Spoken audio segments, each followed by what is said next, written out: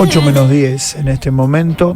Ayer leíamos una publicación en X muy interesante del economista Federico Pastrana dando su explicación sobre el desempleo que sigue bajando en la República Argentina y que tiene que ver también con el tipo de encarar la economía. Es casi como con la contraindicación que tiene un prospecto de un medicamento, si podríamos decir. Argentina estaba enfermo por la inflación, para curar la inflación se generó un desempleo interesante. Y el tuit, o siempre no me acostumbro a decir en la red social X, Federico Pastrana, director de CP Consultora, publicó: se consolidan cambios en el mercado de trabajo a costa de mayor precariedad. El desempleo dejó de crecer, la recuperación del empleo es lenta y en 2 meses apenas se crearon 13.000 puestos de los 178.000 perdidos. Hago un pequeño resumen y lo saludo a Federico Pastrana. Buen día, Federico, mi nombre es Gabriel Penice, gracias por atendernos. Buen día. Hola, Gabriel, buen día. ¿Cómo estás? Bueno, me pareció realmente muy interesante esto que planteabas y por eso quería la posibilidad de compartirlos con nosotros.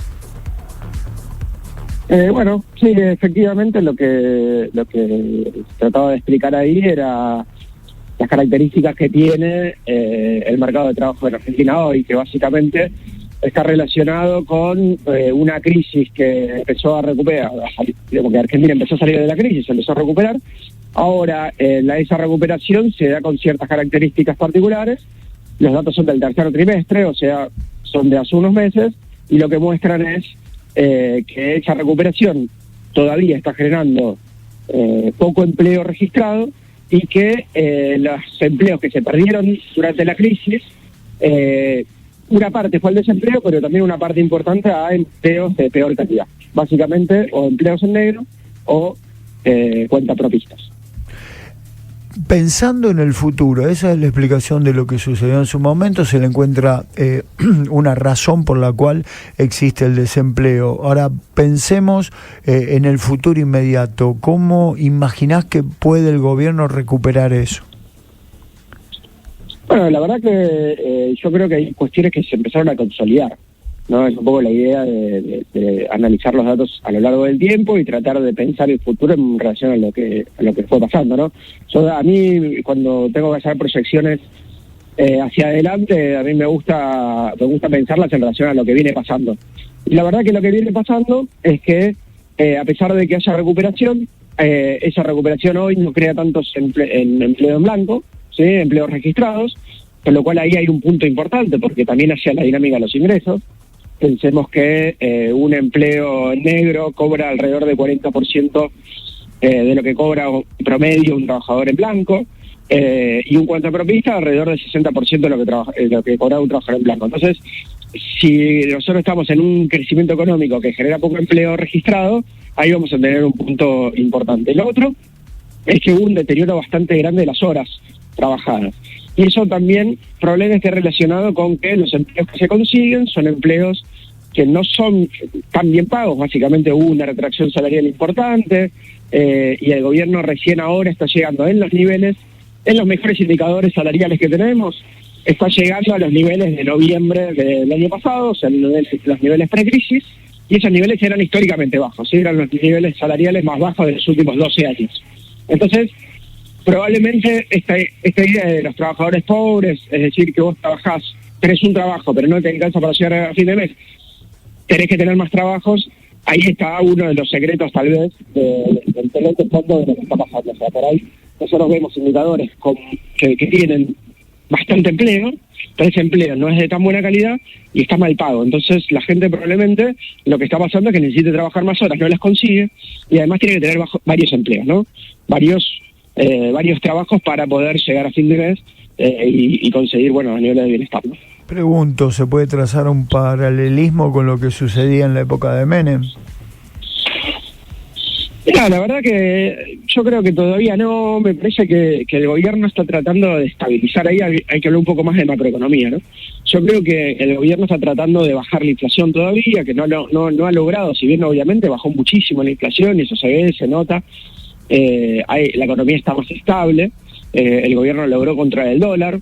Eso hace que se puedan hacer predicciones un poco más para adelante, pero la verdad que el problema todavía no se solucionó del todo. Hay muchas cosas que no se pueden prever, ¿sí? Hacia adelante. Si yo te pregunto cuánto va a estar el dólar de acá a 10 meses en una economía estabilizada, me vas a poder decir con tranquilidad eso. Y hoy en Argentina, la verdad, es una pregunta que no podemos contestar. Las paritarias se negocian cada 2-3 meses, hay conflicto, las jubilaciones se ajustan mensualmente por ley. O sea, tenemos una dinámica que todavía tiene rasgos de la inflación, con lo cual todavía no se estabiliza. Y eso genera en el comportamiento macroeconómico, en el comportamiento social, consecuencias. Ya estamos prácticamente encima del 2025. ¿Se puede prever con una mentalidad un tanto positiva para cuándo podría restablecerse alguno de estos valores que vos marcás y que son tan importantes? Si será marzo, será junio o no será, qué sé yo. ¿Cómo se ve el 2025? Mira, la verdad que mucho depende del gobierno. Hoy está con todos los cañones puestos en la desinflación, o sea, en bajar la inflación. ¿Eso qué implica? Que implica que tanto el tipo de cambio como muchas otras cosas están vinculadas a bajar la inflación. ¿Para qué?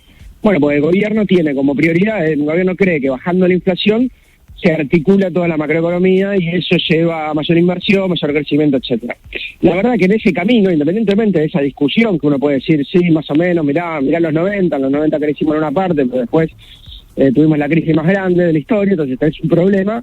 Independientemente de esa discusión, hoy estamos en una transición, ¿sí? Y probablemente el año que viene sea de transición también, obviamente una transición que va a pasar, no sé, de la inflación, van a tratar de bajar la inflación de 2,5 a 1, a 0,5, ese camino va a tener las tensiones que aparecen hoy muy claras. El diario Clarín ayer publicó en tapa que los salarios, que el gobierno estaba pidiéndole a los sindicatos que negocien al 1%. Básicamente, si los salarios hoy se negocian al 1%, quedan debajo de la inflación.